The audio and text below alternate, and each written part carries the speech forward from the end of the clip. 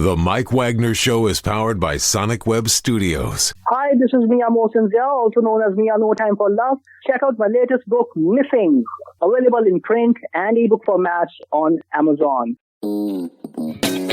It's now time for the Mike Wagner Show, powered by Sonic Web Studios and sponsored by international award-winning author Mia Mosinzia of Missing. The Mike Wagner Show can be heard on over 40 podcast platforms, as well as hamiltonradio.net, Diamonds FM, and the mikewagnershow.com. We can be heard in over 100 countries, featuring over 1,000 well-known and amazing guests throughout the globe. And named one of the top 100 global podcasts in the New York Weekly Times, Hollywood Entertainment News, Los Angeles Weekly Times, Apple, and Chartable. So sit back and relax and enjoy another great episode of the award-winning Mike Wagner Show.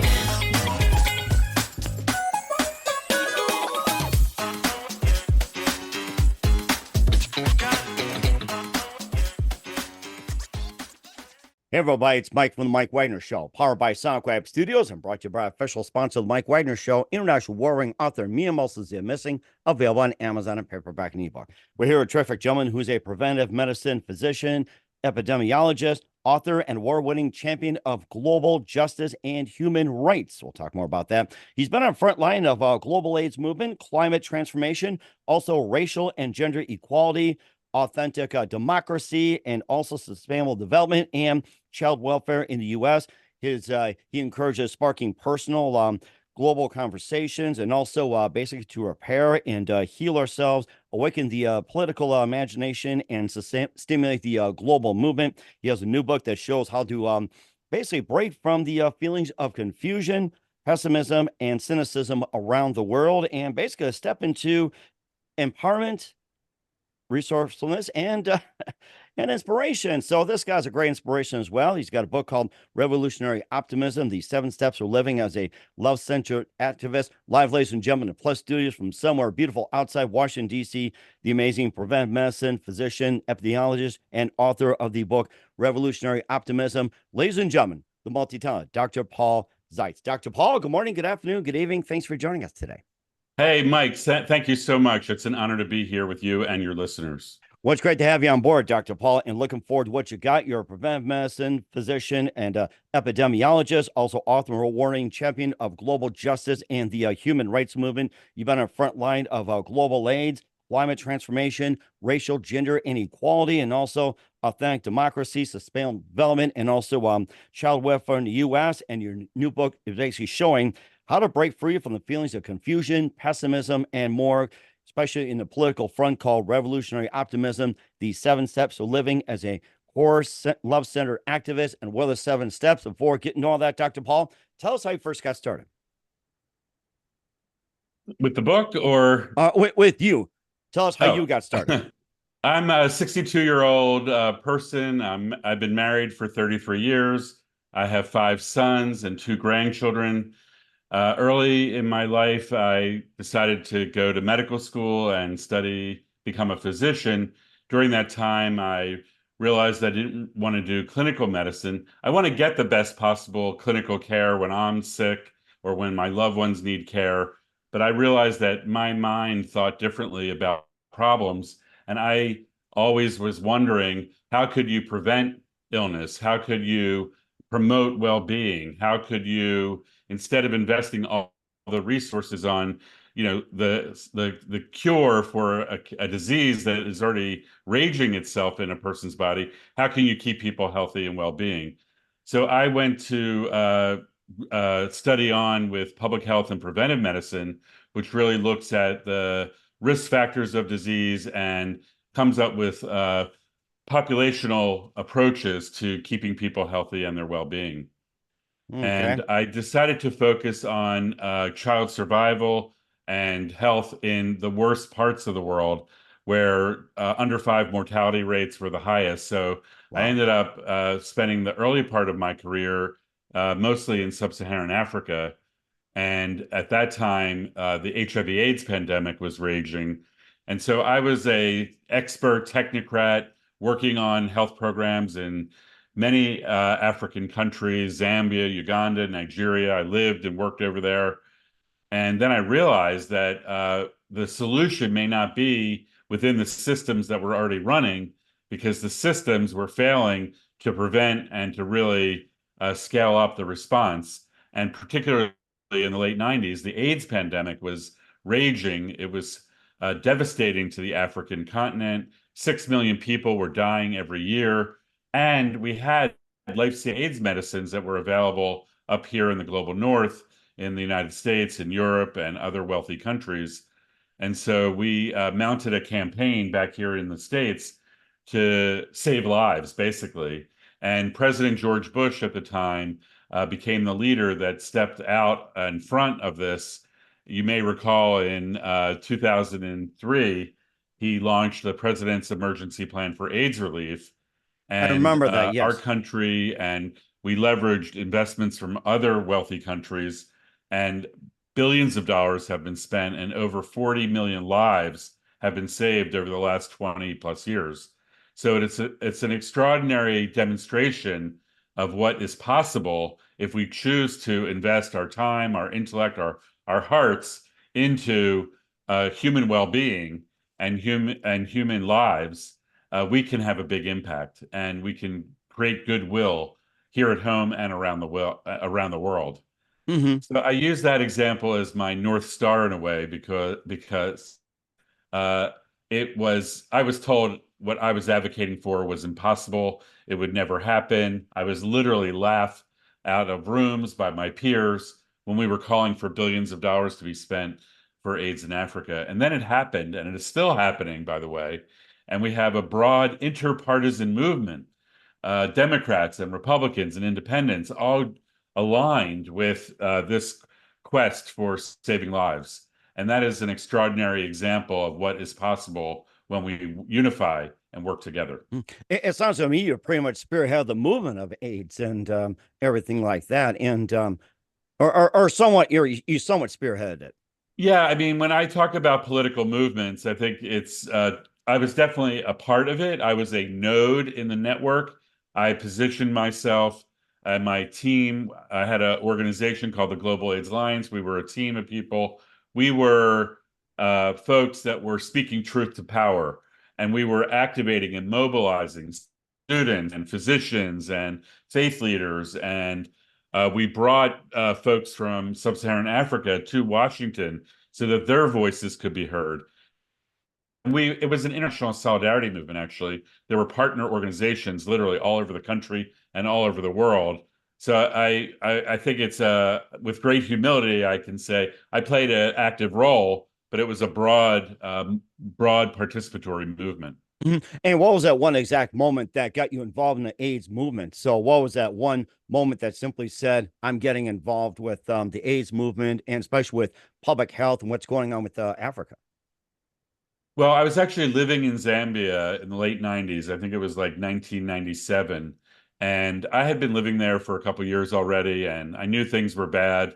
And one day I was driving past the University Teaching Hospital, which was the best hospital in Zambia, in the capital city of Lusaka. And the Zambians actually called it the Departure Lounge, because that's where actually people just went to die. Oh, I see. Okay. The health system was so collapsed. They didn't have rubber gloves. They didn't have antibiotics. They had 2 or 3 people to a bed. There were so many ill patients. Ooh. They were like lining the hallways, basically. And there were no medicines to deal with the AIDS pandemic, for example, or any of the infectious diseases that occur when you have AIDS. And I drove past it, and I came to this intersection. And at the front of the intersection was a white minivan, and it was a Christian Aid youth project, a Christian Aid youth project. Now, I had driven by this intersection dozens of times, hundreds of times maybe. But that one day I actually saw what was there. They were selling coffins. They were selling large coffins and small coffins for children and babies. And I pulled over on the side of the road. This was my crossroads moment, my moment of awakening and reckoning with reality. And I said, I wept because I could not believe. I thought about the teachings of Jesus Christ and what he would have preached at that time. He would not have been happy to see his faith being invoked at the end of the story when people are already dying like flies.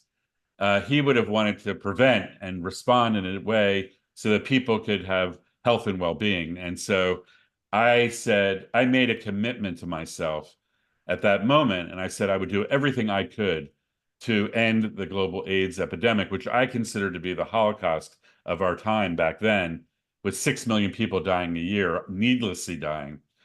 And that was when I went from being a technocratic doctor doing public health within the system into an advocate who recognized that change happens when the people mobilize, when the people stand up, when the people take a stand. So I have been working for the last decades on people-driven movements that are love-centered, that really want to bring about equity and justice for all.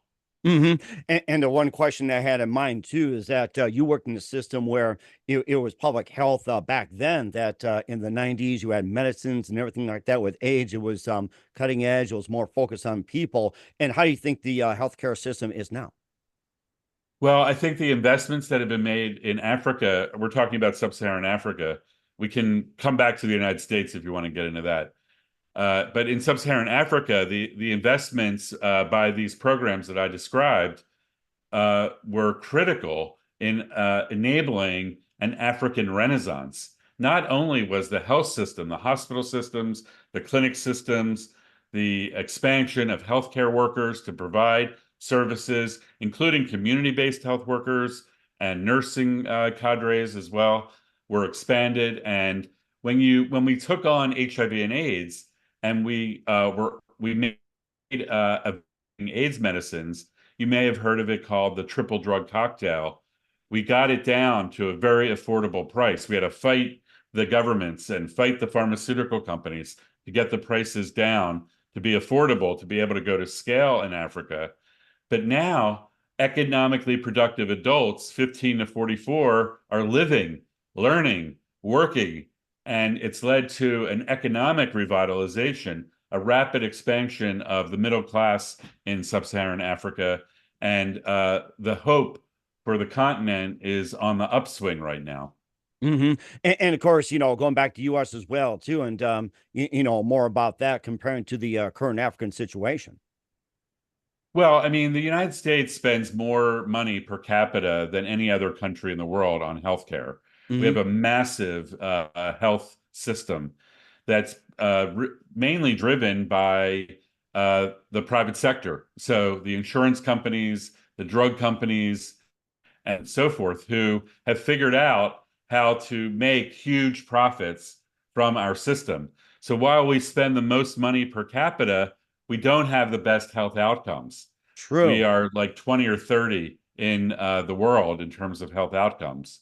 And so I think our health system needs to be transformed. And also our system is totally focused on curative disease.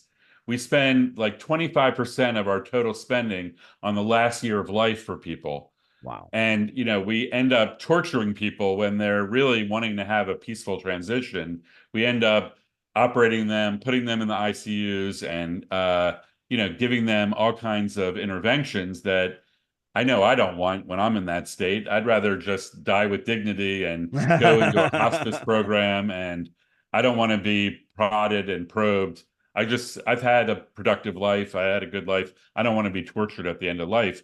But the incentives of our system are designed for profit. And so the doctors make money, the insurance companies make money, the people that develop all the technologies make money. And so I think we have a big problem with our healthcare system, honestly. And of course, there has to be some love involved as well, too. So how can we be love-centered? We'll find out with Dr. Paul Zeitz in his book, Revolutionary Optimism, 7 Steps for living as a love-centered activist. But first, listen to The Mike Wagner Show at mikewagnershow.com, powered by SoundCloud Studios. Visit online at soundcloudstudios.com for all your needs. Look at a professional website without breaking your budget. Sonic Web Studios is the answer. Sonic Web Studios offers fast, affordable custom web designs at below the competition rate.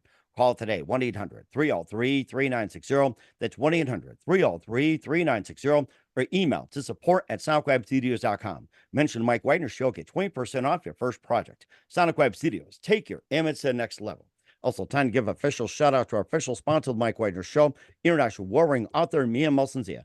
If you love fast-paced mysteries, you love Missing by Mia Mulsanzia, available on Amazon and paperback and ebook. Missing is fast-paced and intriguing with an unforgettable twist. Takes place in 4 countries, 2 strangers, 1 target, where truth is illusion and those who love be the first go missing. It's available on Amazon and paperback and ebook. Missing by Mia Mulsanzia has garnered great reviews. And Evil Evidence endorsed by Howard celebrities, including Joanna Cassie, Forbes Riley, and many others. So grab your copy today for it goes Missing by Mia Mulsanzia, available on Amazon. Also, check out the Mike Wagner Show at mikewagnershow.com on over 40 podcast platforms. Heard in 100 countries, including Facebook, SoundCloud, Spreaker, Spotify, iHeartRadio, also Apple Music, Odyssey, Podbean, and Pandora. Also, follow us on BitChute, Rumble, and YouTube. Make sure you subscribe. Follow us on social media, Instagram, LinkedIn, Twitter, TikTok, Facebook, Threads, and more. Take us with you on any mobile device. And for great gift ideas, go to Amazon.com. Check out the Mike Wagner Show podcast. T-shirts, pop sockets, throw pillows, tote bags, hoodies, makes great gifts 24/7. Go to Amazon.com. Check out the Mike Wagner Show podcast. And for more great gift ideas, go to Amazon.com/Mia Mulsanzia for great books like Missing, Once and Wrinkles, also T-shirts, pop sockets, hoodies, phone cases, and more. Amazon.com/Mia Mulsanzia. Check it out today and support the Mike Wagner Show on Anchor FM, PayPal, and the mikewagnershow.com. We're here with the amazing preventive medicine physician, epidemiologist, and author of the book, Revolutionary Optimism, 7 Steps for Living as a Love-Centered Activist, Dr. Paul Zeitz here on the Mike Wagner Show. And before we get to your book, you've been involved in the front lines of a number of things. We talk about being a front line of AIDS, and you also basically are known to spark personal, global conversations, repairing, healing ourselves, and awakening political imagination. And of course, the political spectrum is going to need some work as well, too. And you've also been at the forefront of racial, gender equality, authentic democracy, sustainable development, and more, especially on a political forefront. Yes, thank you so much. So in 2022, about 2 years ago, I decided to put pen to paper with my new book, Revolutionary Optimism, 7 Steps for Living as a Love-Centered Activist. I realized that 2024 was going to be a very epic and important year for ourselves in the United States and for people around the world. About 50% of the planet is having democratic elections this year. Mm-hmm. And so the leadership for the next phase of our reality is being selected and determined at this time, including here in the United States. And so we have an opportunity to really look at how we want our future to be developed. We have the opportunity to recognize that right now we're on a path of suffering and destruction, in my view. We have violent revolutions that are already underway and already accelerating. For example, we have a rampage of gun violence on the streets of the United States. And I do believe that we should have the right to carry arms, but I do think that there should be rules and guidelines, as 80% of Americans agree. We have to keep ourselves safe, people that have mental health disorders or people who are irresponsible with guns. But we also have mass incarceration. We have over 2 million people in prisons for minor crimes, most of them, that are destroying families, destroying the human potential that exists within all those people. We also have wars raging in different parts of the world right now, in the Ukraine, in Israel and Gaza. And the United States has over 700 military bases around the world. We're the largest military empire in human history. And we are known for our bombing of populations all over the planet. We're not known as the great democracy anymore. We're known as the people that are bringing war and havoc. We also have a climate situation. We've been burning carbon dioxide, and we have carbon pollution now that is actually creating a hothouse Earth situation where global climate temperatures are soaring. The ocean temperatures have never been hot. And we've never actually had this much carbon in the atmosphere, carbon pollution in the atmosphere, since human beings have existed.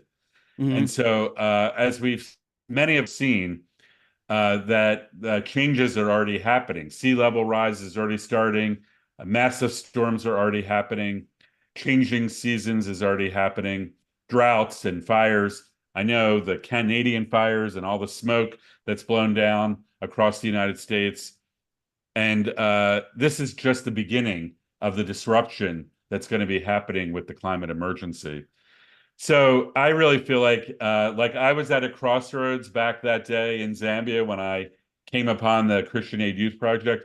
I really believe that humanity, collectively, all of us, are at a crossroads right now, and we have to choose a path of repair and healing and transformation. We have to come together. We have to recognize that we are in this together as humanity and take on these complex super crises.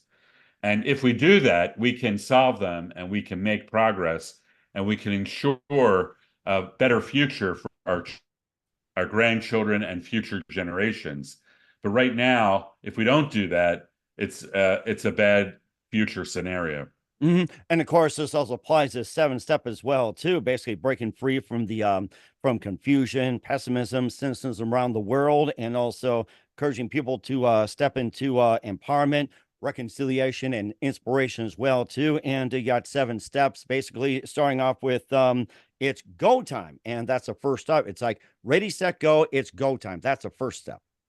Yeah, exactly, Mike. It's like waking up every day and going, it's go time, and asking. The practice that I offer in the book is a handbook, and it gives stories from people all over the world. I share some of my own stories. I share some wisdom and research that I've done on these topics, and then I give RXs, prescriptions, or really practices for people to explore. So it's go time is step 1, and basically waking up every day and asking, how can I serve today? And really, I want people to understand that you and most of your listeners probably already are love-centered activists. You're doing things to take care of yourself.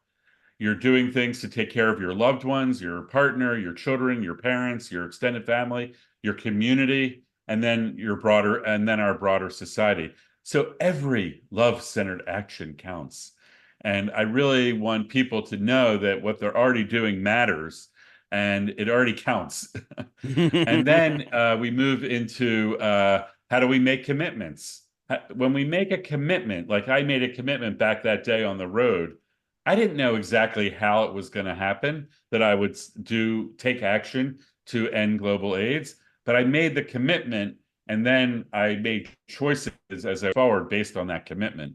So I talk a lot, I share a practice about making commitments for whatever you care about, for whatever change, whatever transformation, whatever healing you see as possible in your life, in your world, and then commit to doing whatever you can, and then magic can unfold with that kind of commitment. And of course, another one too is also part of this self-liberation as well, too. Liberate to finding the path. It's like, finding that self-liberation. And if you're having trouble, how do you get that self-liberation? So self-liberation is step 2, and it's a very important step. It's about a commitment that we make, that I offer tools for working on ourselves and liberating our minds so that we can unleash our full power. And I talk about something called the inner dragon that lives within me. Oh, yeah, the inner dragon. My kids love dragons. And I talk about how we can tame our inner dragon. It's part of human survival, defense system that wants to protect us and keep us alive. It's our old brain. It's like our reptilian brain, our lizard brain. And we need it in case we're in circumstances where we need to protect ourselves. Unfortunately for me, I was living my life where my lizard brain was ruling my life, and I was always in that hyper-triggered state of being in a defense mode. And when I'm like that, I isolate myself, I'm judgmental, I'm harsh, about other people and to myself. And so I've learned, and I offer some tools and practices for how to liberate myself so that I can choose to be my highest self. I can choose to be my love-centered self. I can choose to see others in that same way. And then I'm a different person when I'm able to liberate myself that way. Mm-hmm. And then that prepares me for the next step. And the next step is accessing unifying consciousness. Yeah, so this is an important step where I think all of us at some point in our lives have had a sense of our interconnectedness with something greater than ourselves, an interconnectedness. Some people call it unity consciousness or Jesus consciousness or some kind of spiritual awareness consciousness. Sometimes we have this experience when we're in nature and we see the big skies and the big oceans or the Grand Canyon. We're like awestruck by it. Or even at a funeral or a birth of a new baby, we feel that sense of our own interconnectedness. And so I wanted people to understand that that is a state of mind, which I call unified consciousness. And that once you know that you can access that, you can go to the gym and work out and develop that skill to access that collective consciousness. And then you get to deploy it.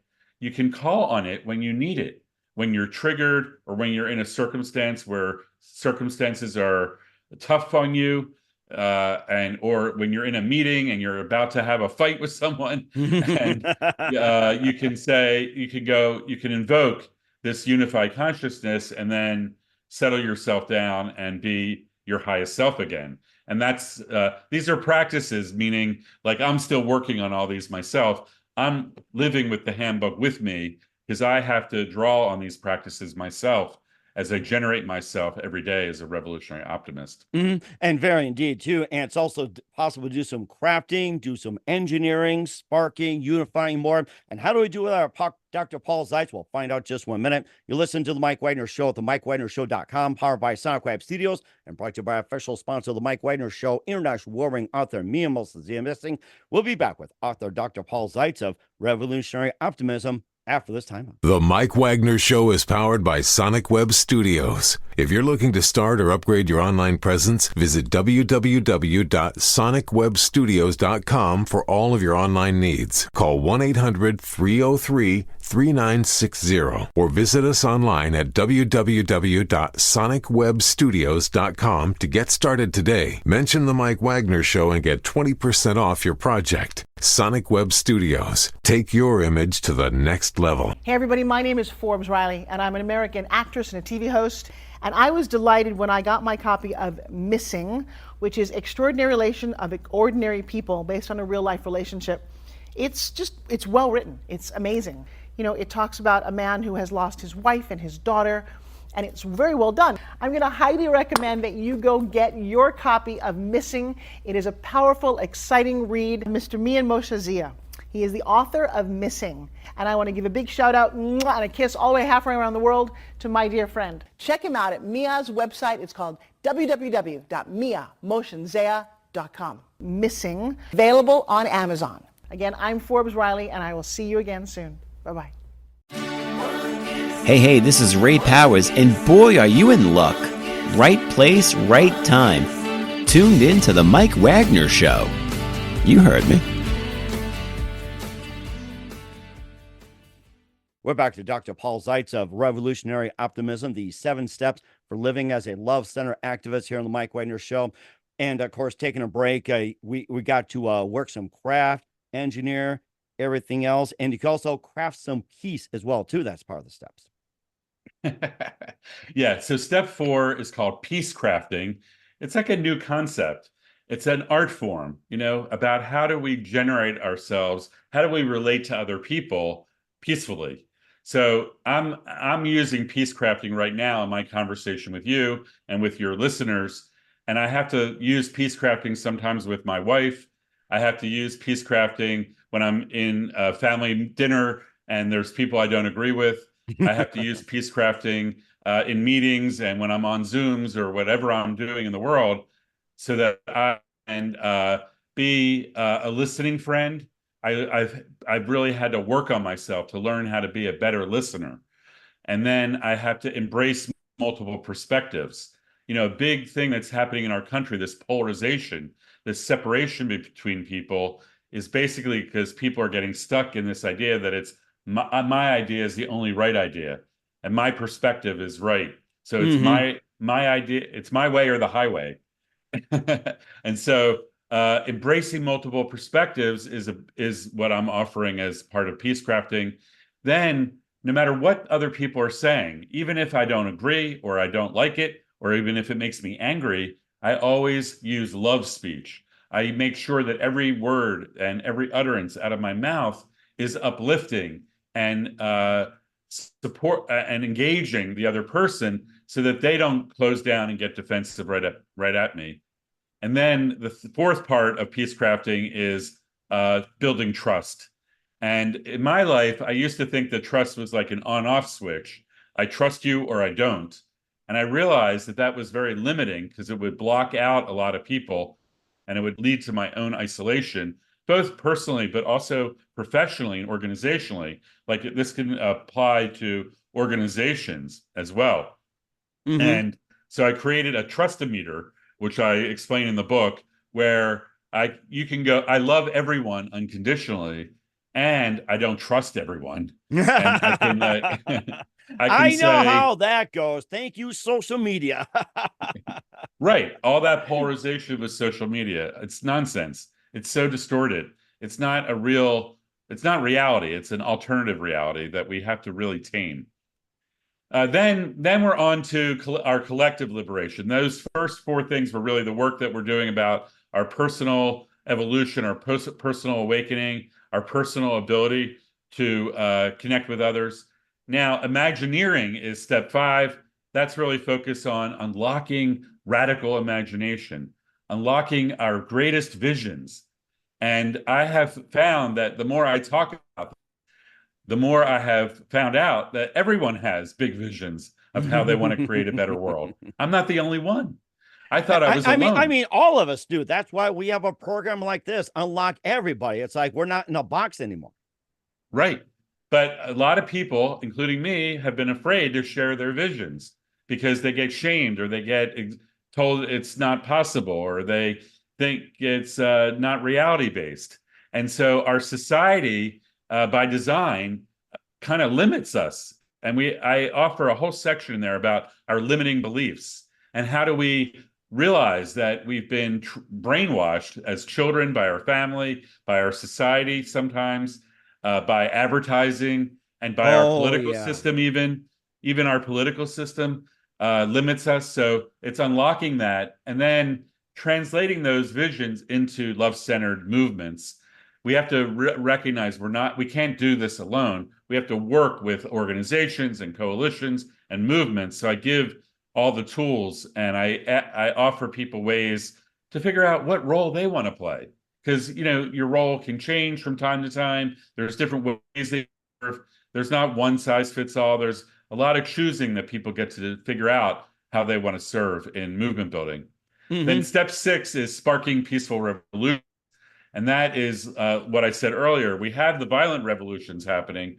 My idea is to have a response to that with peaceful revolutions and peaceful resistance, nonviolent direct action.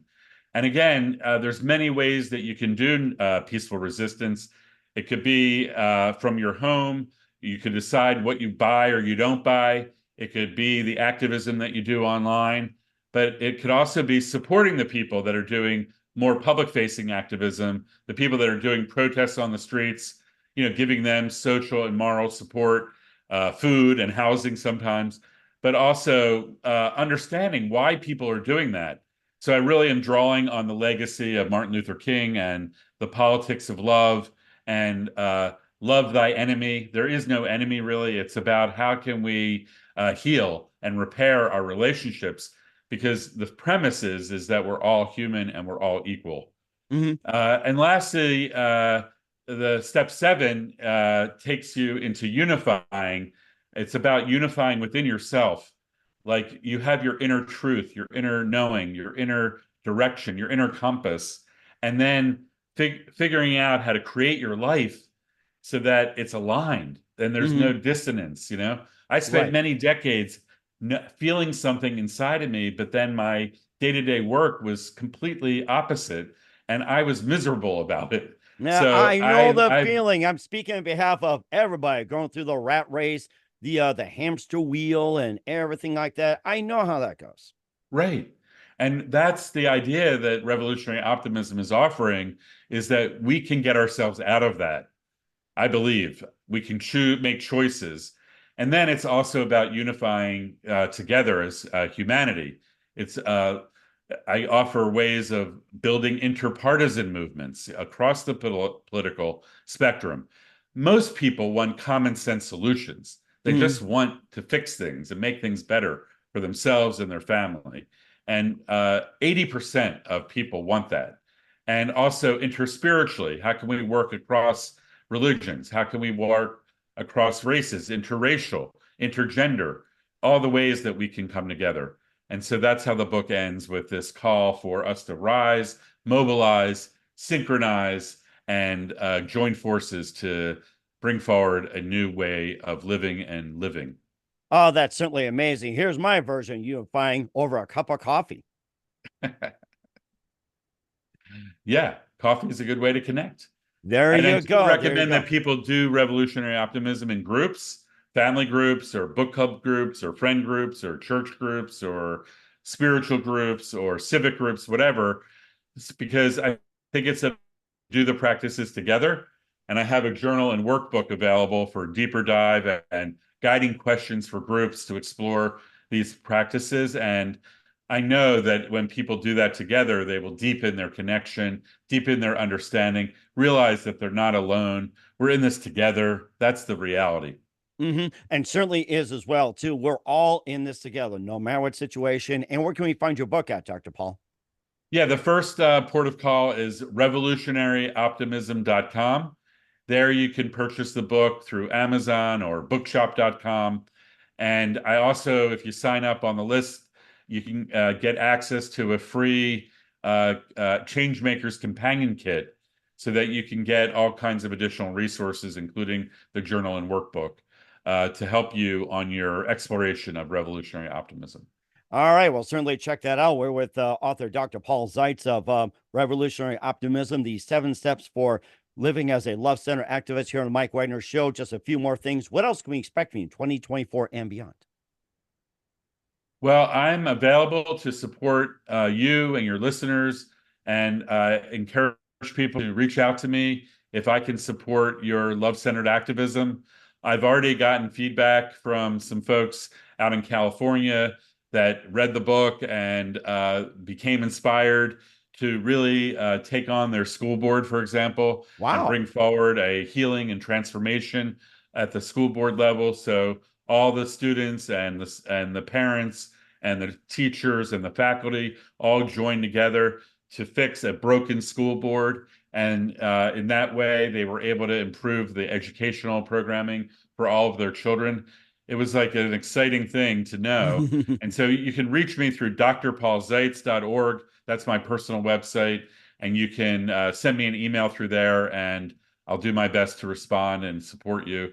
Hoping to be out on the road doing events and speaking at any environment to spread the word about revolutionary optimism.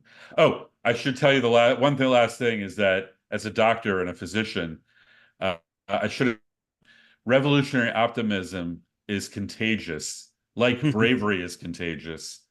And so there's no cure and there's no vaccine for it. So who needs it when we can get it? It may spread around. It may spread. So don't bother going to your pharmacy, guys. So just don't make a trip. That's all. And who do you consider biggest influence in your career? Oh, that's a good one. I guess I would say Archbishop Desmond Tutu. I had the opportunity to work with him on the global AIDS advocacy that I talked about earlier.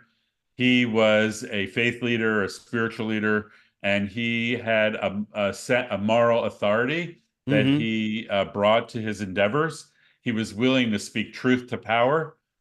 He led the Truth and Reconciliation Commission in South Africa that brought together the oppressors and the survivors of that oppression and created a healing space. And it actually is attributed to preventing a civil war in that country. So the kind of, and I met him and hung out with him. He's just a great guy. He's Nice. a normal guy in some ways, I met his family and I worked closely with one of his daughters. And I think he is someone who I always call on to inspire me. Oh, that's certainly amazing. I love that story. And what's the best advice you can give to anybody at this point? It's go time for love-centered activism. You can start right away by examining and studying the words that come out of your mouth. And you can say, was that a love-centered speech that you used when you were talking to yourself, when you were talking to your partner, when you were talking to your colleagues at work? And we're all human, right? Yes, exactly. No one can do this perfectly. Now it's at a point where I had a fight with my wife the other week and I was like, oh, shoot, what about my peace crafting? And what about my love speech? My lizard spoke and I got nasty for a minute. But then we laughed about it. We just it was like it became a joke, so that we didn't get polarized from it. And so these practices can be fun too. I want people to have fun as they explore revolutionary optimism. Oh, that's amazing. I can imagine on Valentine's. I love you, my sweet lizard. So I think I'm ready to get one right now and love them to death. So I'm encouraged by that too. So we're here with Dr. Paul Zeitz of Revolutionary Optimism, the 7 steps for living as love-centered activist here on the Mike Wagner Show. Dr. Paul, very big thank you for your time. You've been absolutely fantastic. Looking forward to having you again soon. Keep us up to date. Keep in touch. We definitely love to have you back and be in the center of it all. And once again, what's your website? How do people contact you? Where can people purchase or check out your book?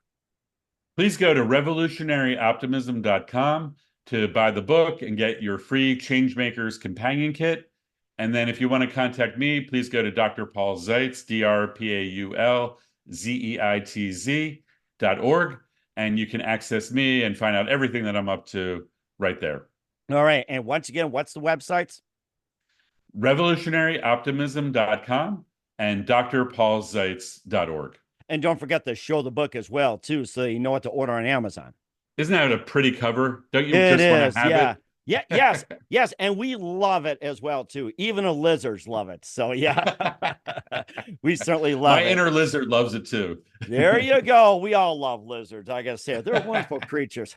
All right, Dr. Paul, it's a very big thank you for your time. You've been absolutely amazing. Looking forward to having you again soon. Keep us up to date. Keep in touch. Love having you back. Wish you all best. And Dr. Paul, you definitely have a great future ahead of you. Thank you so much, Mike. Have a great week. The Mike Wagner Show is powered by Sonic Web Studios. If you're looking to start or upgrade your online presence, visit www.sonicwebstudios.com for all of your online needs. Call 1-800-303-3960 or visit us online at www.sonicwebstudios.com to get started today. Mention the Mike Wagner Show and get 20% off your project. Sonic Web Studios. Take your image to the next level. Hey everybody, my name is Forbes Riley and I'm an American actress and a TV host. And I was delighted when I got my copy of Missing, which is Extraordinary Relation of Ordinary People based on a real life relationship. It's well written. It's amazing. It talks about a man who has lost his wife and his daughter, and it's very well done. I'm going to highly recommend that you go get your copy of Missing. It is a powerful, exciting read. Mr. Mian Moshe Zia. He is the author of Missing. And I want to give a big shout out and a kiss all the way halfway around the world to my dear friend. Check him out at Mia's website. It's called www.miamoshenzea.com. Missing, available on Amazon. Again, I'm Forbes Riley, and I will see you again soon. Bye-bye.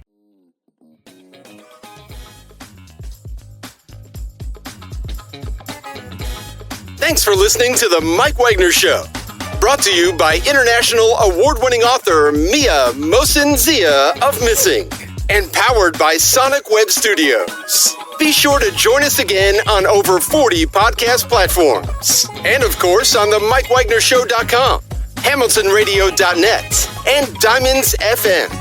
Don't forget to support our program with a generous donation at themikewagnershow.com. Thanks for listening.